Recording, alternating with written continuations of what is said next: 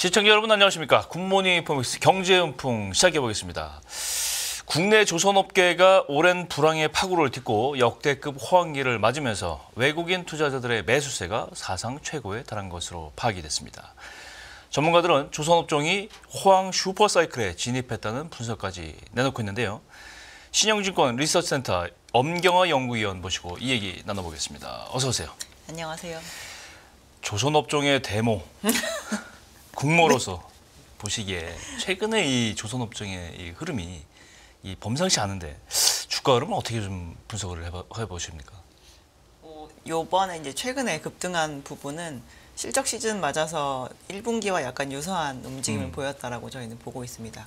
1분기에도 저희가 실적이 시작하기 전에 조금 기대감이 주가에 반영이 되었다가 실제로 발표되고 나서 오히려 호실적을 확인하면서 더 상승하는 모습을 보였는데요. 보통 실적 확인하고 나면 실망 저희 차익 실현 매물 나오는데 그죠? 저희가 그 과거 한 10년간 그거를 반복했었기 때문에 아니 10년간 반복은 아니죠. 10년간 계속 실망만 했었죠 오히려.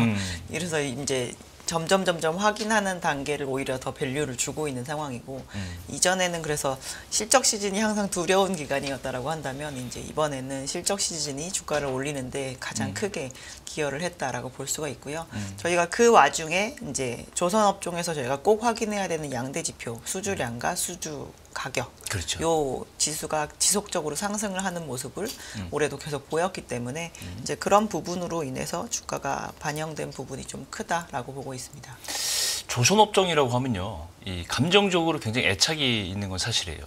1970년, 80년대 우리나라가 조선업종 정말 세계 1위였었고, 네네. 그러다가 이제 2008년 금융위기 이후에 이제 굉장히 고난을 겪으면서 많은 업체들이 파산을 하고 고난의 행군 정말 10년간 네, 버텨오다가. 다시 이제 좀 살아나는 그런 상황이거든요. 그러다 보니까 구조조정 겪으면서 살아남은 기업들이 이제 잘 되기 시작하고 새로운 분야로 또 진출을 하고 그런 내용이 이제 실적에 이제 계속 반영이 되는 것 같아요. 그런 점에서 이제 투자자들의 희망을 주고 있는 것 같은데 2분기 실적에는 과연 어떤 내용들이 좀 들어 있습니까? 저희가 24일부터 26일까지 좀 집중적으로 조선 관련 기업들이 실적을 발표를 했는데요. 이번 2분기 실적에서 가장 좋았던 내용은 일단 조선 업체들이 올해 계획한 그 매출 증가분을 잘 달성하고 있다라는 점입니다. 이게 왜 중요하냐면 저희가 23년 대비 24년 그리고 24년 대비 25년까지 조선 업체들이 작업량이 좀 늘어나는 시기입니다. 그래서 굉장히 오래간만에 작년 같은 경우 이제 고용을 많이 늘린 상태였었고요. 그 늘린 고용이 작업에 실질적으로 투입이 되면서 올해 공정이 안정화되느냐 안 되느냐가 상당히 중요한데 매출이 차근차근 잘 늘어난다라는 거 하는 것은 공정 안정화가 잘 자리를 잡고 있다라는 점이라고 볼 수가 있고요. 그리고 저희가 21년 여름부터 이제 성과가 상승했다라고 얘기를 하고 있고 지금 아직까지 상반기 실적에는 21년에 수주한 물량이 조금 섞여 있는 상황이고요. 내년으로 넘어가면서는 이제 21년 상반기 물량은 거의 없고 이제 성과가 본격적으로 상승하기 시작한 이 하반기와 그리고 22년 수주 물량이 매출로 많이 인식이 될 예정입니다.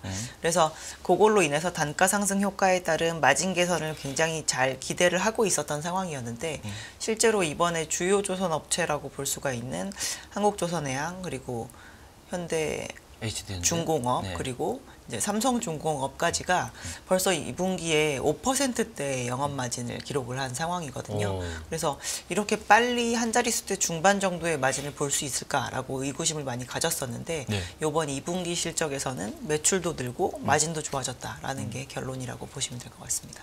방금 그 차트에 나타난 5대 그 조선사들의 주가를 보면 다 끝이 우상향되고 있어요. 전부 다. 52주 신고가를 그러니까요. HD 현대중공업 같은 경우는 뭐 연초 대비해서 거의 더블 한 10만 원 정도 하다가 20만 원이 됐고 주가가 다 그런 식인데 역시 이제 조선업종의 호황 흐름이 이제 주가에 여실히 반영되고 있는 거예요. 그러니까 하반기에도 이게 계속될 수 있을지 상당히 좀 부담스러운 상황이란 말이에요. 주가 수준이라는 게.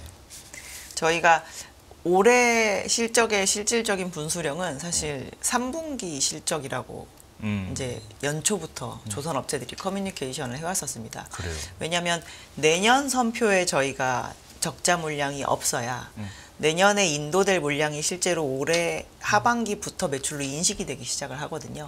그래서 이제 단가가 올라가는 그 레벨 자체가 많이 올라가는 단계가 이제 3분기라고 볼 수가 있는 상황이기 때문에 하반기에도 당연히 지속이 되고 저희가 21년부터 지금까지 쭉 선가가 상승을 해 왔잖아요. 그렇죠. 그래서 지금은 요즘에 수주하고 있는 선박들의 이제 단일 가격은 21년 그 저점 대비해서 한 40~50% 오른 가격들이 있거든요. 그렇죠. 그래서 그것들을 건조를 하게 되는 2027년 뭐 요럴 때 실적은 얼마나 좋아질까에 대한 기대를 좀 한층 높이고 있는 상황이기 때문에 하반기에도 실적에 대한 걱정은 저희는 할 필요가 없을 것 같고요. 물론 저희가 3분기는 이제 영업일수가 가장 적은 분기이긴 합니다. 저희가 지금이 더워서 집중휴가제라는 걸 운영을 하고요. 조선업체들 같은 경우 아예 일주일 동안 작업을 하지 않고 그리고 요번에 이제 또 추석이 9월이기 때문에 그런 거에서도 영업일수가 많이 빠지더라고요. 근데 그런 부분을 특별히 그렇게 걱정하지 않아도 될 만큼 이번이 이제 단가 상승기고 4분기는 또 영업일수 자체가 많이 늘어나면서 또 3분기보다 더 높은 단가를 투입을 하게 될 예정이기 때문에 저희가 하반기 이후 그리고 내년 상반기까지도 저희가 마진이 개선되는 측면에 있어서는 어닝 시즌이 계속 기대해 볼 만한 그러한 시기가 되지 않을까라고 생각하고 있습니다. 그럼 뭐 올해가 문제가 아니라 27년까지도 기대해 볼 수 있는 그런 성과 상승 때문에 올해 수주까지 클로징을 하면 27년까지 실적 개선은 저희가 좀 담보해 놨다라고 봐도 될 것 같아요. 정말 그러면 슈퍼사이클 호황기다 뭐 이런 얘기들이 상당히 일리가 있다 생각이 되는데 뭐 이렇게 되면 근데 조선업종이라는 게 이제 종합 사실은 기계 산업이고 선박을 위해서는 상당히 그 밑에 하단에 들어가는 이제 부품이라든가 이런 밸류 체인 업체들도 많잖아요. 맞습니다. 이 기업들의 주가도 상당히 좋은 걸로 나오고 있는데 근데 이 업체들은 좀 약간의 그 전문 업체들 소수업종의 전문 업체들이 좀 독점하고 있는 그런 양상 아닌가요, 이건? 뭐 특별히 어떠한 부품만 집중적으로 만드는 회사들이 주로 많이 있죠. 그렇죠. 네. 안정적인 뭐 그렇게 된다면 이 기업들 해당 기업들은 굉장히 안정적인 성장을 또 담보할 수 있겠네요. 그래서 실제로 주가도 좀 많이 올랐습니다. 뭐 저희가 선박에서 가장 핵심되는 기자재는 저희가 엔진 회사들이 주로 엔진. 이제 꼽을 수가 있는데 그런 업체들은 작년 저점 대비해서 주가가 막 3배 수준까지 오른 업체들도 있는 상황이고요. 실적 같은 경우도 이제 예전에 저희가 기록했던 고점 매출을 기록을 하지 않았음에도 불구하고 마진이 벌써 두 자릿수로 이제 올라온다거나 남는 장사를 잘하고 있군요. 그럼 그러니까 단가 전가가 잘 되고 있는 거죠. 그리고 예전보다 이제 사업체들의 비용을 굉장히 많이 줄여놓은 상황이기 때문에 옛날만큼 그렇게 많은 매출을 일으키지 않아도 마진이 나고 있는 그런 모습을 보일 수가 있고요.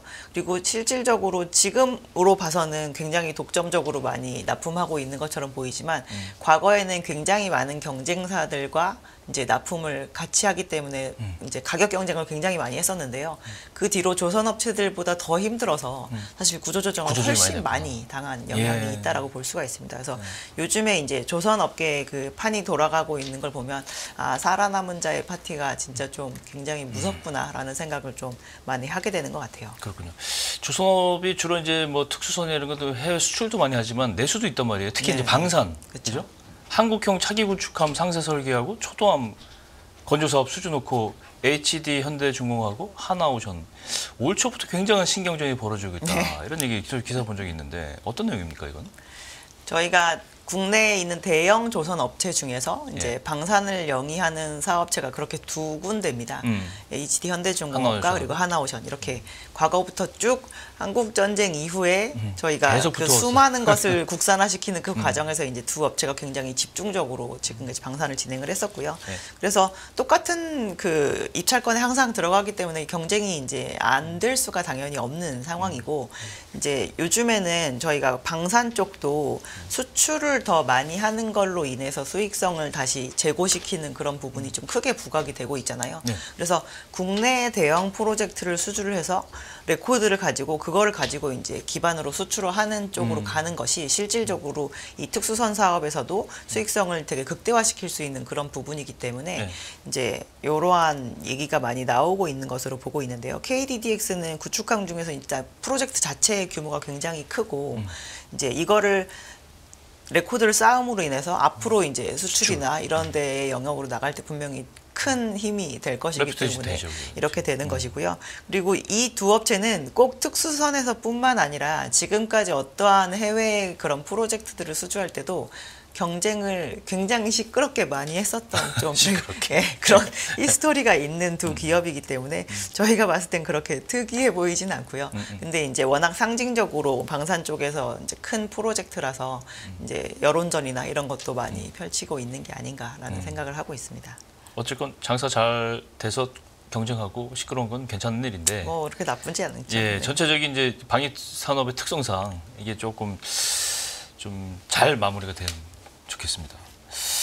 전체적으로 이제 우리 K조선의 강점과 리스크 이런 걸 좀 정확하게 알아야 투자도 하고 방어도 해야 될 텐데요. 일단 앞으로 기대 요인 어떤 것들로 정리될 수 있을까요? 뭐 앞으로의 기대 요인은 저희가 수주 산업이니까 수주를 이제 다방면으로 잘 진행을 해 나가는가, 그리고 그 수주의 퀄리티가 계속 좋은 상태를 유지하는가가 관건인 것 같고요. 네.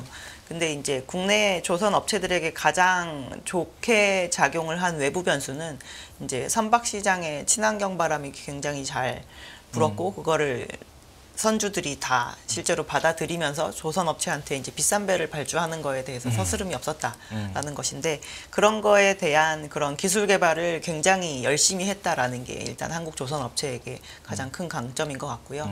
저희가 이제 과거에 조선 업체들이랑 얘기를 할 때 물어보면 항상 후발 국가들이 따라온다라고 이야기를 하지만 한국 조선 업체들은 한 번도 그 선주들에게 옛날에 팔았던 그 메뉴판을 다시 제시한 적이 없다는 거예요. 되게 새로운 상품. 네, 항상 새로운 진보된 상품을 상품. 그 제시를 함으로 인해서 선택지를 다양하게 주는데, 그렇게 되었을 때 선주들이 이것부터 고민을 하는 것이 너무 당연한 그런 상황이 되었다라는 겁니다. 그래서 기술 개발과 이런 부분에 대해서 이제 멈추지 않았다라는 게 가장 큰 강점에 해당이 되는 것 같고요. 그리고 이제 구조 조정의 정도가 가장 완성도가 높습니다. 우리나라 그거 얼마나 오래 같은 경우는. 했습니까? 예. 그렇 오래 한 거에도 불구하고 여전히 이제 업체 수가 훨씬 더 다수거든요. 우리나라 이외의 조선 그 강국들은. 네. 심지어 일본도 전체적으로 만드는 양은 굉장히 많이 줄었지만 조선 업체의 숫자는 우리나라보다 한 3배 정도 수준의 로 남아 있고, 중국은 여전히 100군데 넘는 곳이 그렇죠. 예, 활성화돼서 이제 영업을 하고 있습니다. 그래서 언제든지 다시 양적으로 뭔가 과잉을 불러일으킬 수 있는 부분이 있는데, 그렇군요. 이제 한국 같은 경우는 이제 그런 부분에 있어서는 조금 강점을 많이 가지고 있다라는 것이고요. 리스크는 이제 그건 것 같아요. 저희가 그래서 이제 저희와 달리 양적으로 밀어붙이는 경쟁 국가들이 그런 전략을 취할 때 그거에 대해서 똑같이 반응을 할 것이냐, 그렇지. 아닌 거냐, 이제 요거에 대해서 방향성을 어떻게 잡느냐가 좀 관건인 것 같은데, 여전히 외부에서의 경쟁 과당 뭐 이런 부분, 그런 거는 리스크다라고 볼 수가 있을 것 같습니다. 그렇군요. 또 한 가지 리스크를 꼽으라면 지정학적 리스크로 인한 전체 해운사 선박 업체들의 동시 불황. 뭐 저는 그러고 생각하는데, 특히 요즘 중동 불안이 터지고 있잖아요. 그렇게 되면 이제 해운이 일단 영향을 받게 되고, 보니까 뭐 컨테이너 운임 지수라든가 벌크선 운임 지수 뭐 뚝뚝 떨어지고 있는 상황인데, 당연히 그렇게 되면 후행적으로 선박에 대한 수요는 줄고 그런 타격이 있지 않을까요?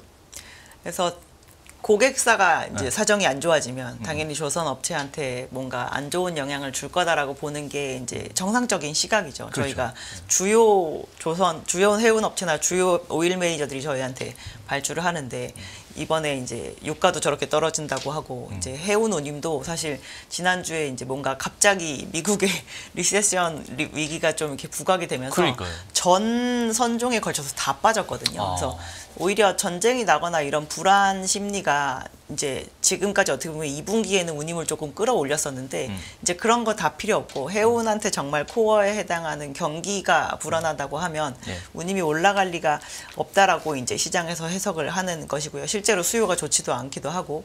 근데 그런 걸로 인해서 해운 업체들이 자기네들이 차려놓은 그 선박을 마련하는 그 계획을 변경하기에는 해운 업체들이 지금 현재 시장에 이런 친환경적인 거에 대한 대응을 해야 되는 부분도 좀 크고, 그리고 코로나 때 벌어놓은 돈이 너무 많습니다. 그래서 저희가 굳이 이 선박 발주 계획을 다시 변경할 만큼으로 그렇게 치명적인 타격을 줄 정도의 시황은 또 아니기 때문에 그러한 부분은 상관이 없지 않을까 싶습니다. 위협적인 요인도 사실은 과거만큼 위협적이지 않다. 네, 과거에는 저희가 금융위기 때 제일 힘들었던 회사들이 사실 조선업체의 고객사였었는데 네. 지금은 뭐 전혀 타격을 받지 않고 있는 상황입니다. 제가 말씀드린 게 궁금해서 그런데요. 친환경 선박 같으면 대표적인 게 어떤 형태들이 있습니까? 저희가 친환경 선박에 가장 정석적인 대응을 하는 선박은 지금 쓰고 있는 더러울 연료가 아니라 깨끗한 연료를 쓰는 선박이라고 예를 보시면 들면 될 것 같아요. 전기나 뭐 수소나 이중 연료 추진 엔진을 탑재하고 있는 자동차로 말하면 하이브리드 같은 그런 걸 말씀하시는 그런 거죠. 그래서 이제 지금 가장 시장에서 잘 검증된 에너지는 LNG입니다. 그러니까 LNG 추진 선박이 게스트. 시장에서 돌아다닌 지 이미 20년이 넘었고요. 그렇죠. 저희가 완벽하게 CO2를 없앨 수 있는 것은 아니지만 적어도 기존에 기름 떼는 것보다 한 30% 정도는 온실가스 배출을 줄일 수 있다라는 게 선박은 벙커 CU나 디젤 뗄 거 아닙니까? 그죠? 벙커 CU를 주로 뗀다라고 보시면 됩니다. 공해가 상당히 심하죠. 탄소가 많이 나오고 맞습니다. 이걸 LNG로 바꾸는 걸 일단 첫 번째로 하고 그 다음엔 이것도 언젠가는 전기라든가 완전 무공해 저탄소가 아니라 무탄소. 그래서 무탄소가 되기 위한 가장 궁극적인 방법은 이제 수소 쪽으로 가야 된다라고 얘기를 해서 수소를 단순히 수소 자체를 액화시켜서 수송을 할 것이냐 아니면은 이제 암모니아 형태로 해서 수소를 날라서 이제 그거를 가지고 연료로 사용할 것이냐 이런 거에 대한 개발도 굉장히 활발하게 진행이 되고 있습니다. 그렇군요. 그 부분도 상당히 연구를 좀 해보고 많이 연구들을 하고 계시겠죠. 네네. 선사도 그렇고 선박 회사에서도. 자, 말씀하신 대로 뭐 조선주들의 미래 상황은 뭐 나쁘진 않습니다. 2027년까지도 뭐 사실 수주가 대기하고 있고. 근데 문제는 주가가 너무 많이 올랐어요. 맞아요. 근데 기술적 분석 이게 사실은 펀더멘탈에 우선할 수는 없지만 무시할 수가 없잖아요. 그죠? 얼마나 부담스럽습니까? 2배, 3배 뭐 방금 말씀하신 대로 이제 그 체인밸류 업체들은 뭐 3배까지 오르고 이랬는데 현 시점에서 가장 좋은 투자 전략을 권고하신다면 어떤 전략이 필요하겠습니까?